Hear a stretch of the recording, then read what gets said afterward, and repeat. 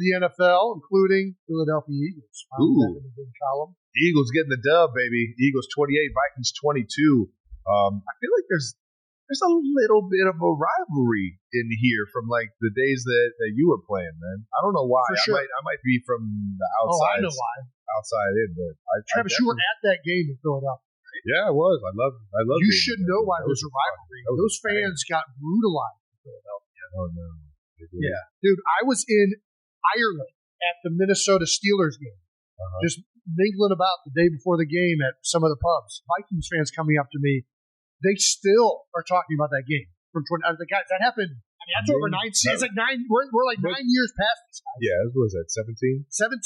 It's still, but that's. I mean, look at like that's like the last time that they've made it to the NFC Championship, right? Yeah, I think so. They've been in the playoffs since, but I don't think they've made it to a championship season. That was a legendary year. That was like the Kirk Cousins to Stephon They were Diggs very down good. the That's sideline. really, Like listen, that was a lot of. And I'm just going to be honest. Going into that game, did Eagles fans maybe go a little far? I'm going to say some of them probably did. I don't know if we should have been throwing rocks and buses, but I'll say this: Vikings fans came in there. Vikings fans came in very confident, beating their chest, and they were doing skull chants on the planes, and all that shit's going on social media. They're putting the Vikings jersey on the statue. Can't entice it. Jason, we already talked about the statue. The Eagles fans are doing that. I think that was a legitimate Vikings fan. I think that was a legitimate Vikings fan. There was too much memorabilia. There was a lot of stuff on that statue. The Chiefs one that just was written on a red shirt. That might have been it. But either way, I think I don't condone everything that happened to the Vikings fans that day, but they came in mighty confident. And so, I mean, their defense was incredible that year. It really was. Listen, that was a full team. That was a fucking great game. It was. It was a great game. All right. Either way, we're going to talk about this one from this year. Eagles 28, Vikings 22. Big game for the Eagles, man. They've been obviously on a couple game losing streak, losing to the Giants on Thursday night. We talked about Cam Scadaboo, freaking Jackson Dart. And, listen, in Philly, when you're struggling, they're going to let you know, especially when the expectations are high. So, they've been going through it. So to come back and bounce back and have this type of game, very, very happy. Not just as an Eagles fan, but, happy that these guys responded this way. Yeah. Well, the offense is definitely back. Yeah. I mean, Jalen Hurts been under a lot of scrutiny. I mean, still, I think, first, Jalen played out. What's new? It's like a roller coaster. This guy just keeps showing up to work, man. Bring it on! I feel like the Eagles, when everybody doubts him early on, I would rather start off having struggles, and then the fans get on him, and then it's like, okay, we're going to hunker down together. We're going to have to figure this thing out. Otherwise, we're all going to get killed here.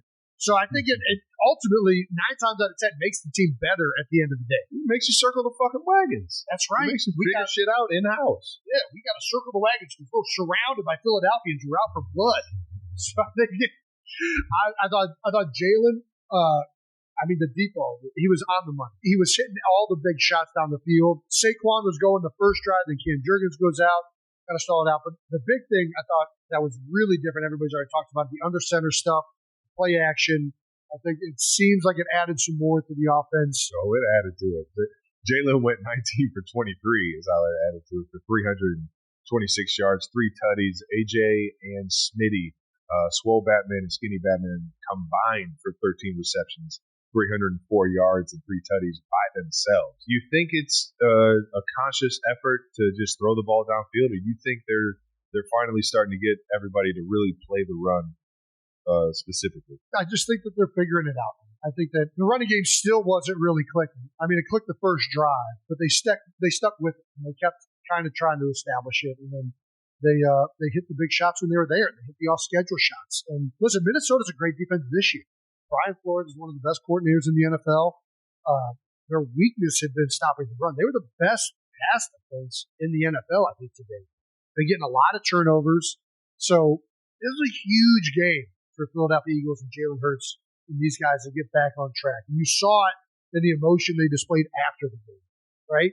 You know that they needed to get this monkey off their back, get one under the belt, and now they're going to get to go play the Giants again. It's a weird schedule where you play an in-division opponent back like 1 week removed from just playing them on Thursday. But These guys are great. Nick Sirianni is a fantastic coach, and I know it hasn't looked perfect up until this point. But I just got to think that these guys they're going to continue to figure this thing out. They've got great players. They've got great coaches.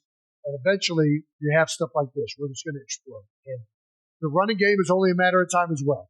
I really believe that. Listen, they got a great when back. you have a 2,000-yard rusher, newsflash, everybody's gonna be focused on trying to stop the fucking run. When Pat went for 5,000 yards and 50 touchdowns, the next season we saw cover 4 and safeties at 20 yards before the snap of the ball. You know what I mean? Like, it's a different world going into that next season. You got to keep adapting. You got to keep changing it up. And unfortunately, that means Saquon might not get as many carries or might not get as many yards and touchdowns and have the crazy 2,000-yard season. But it definitely doesn't mean that he's not going to make an impact.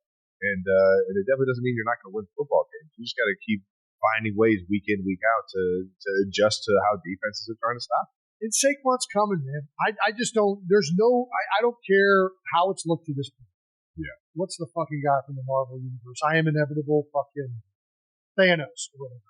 Saquon is inevitable. It's going to get going. All right. Jeff Stoutland is a fantastic coach. They have great players up front. I know it hasn't looked great till right now. Landon's starting to get healthy, and that's going to help. Cam got a little banged up, and that kind of stalled things out this last week. But he's going to get back in. Eventually, this thing's going to start going. We have a man, Fred Johnson, out there. 6 offensive linemen on the field. That's dedicating to running the football, right? We get 6 big fuckers out there. Yeah, come on now. Let's go. We're running downhill.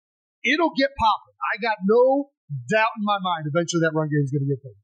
And once it does, now that the pass game is starting to click, you know this, Travis. Half of being successful as a passing offense is staying out of shitty situations on third down. Like, it is hard to operate continually in third and long situations. If we get that running game going, we get all these play actions off of it, whether it's the play actions under center, runs under center, whether it's the RPOs and shotgun, and the runs and shotgun, you marry all that stuff up, and I mean, it's gonna happen. I just know it. So, listen, I'm happy we got it done this week, and looking forward to continue to watching.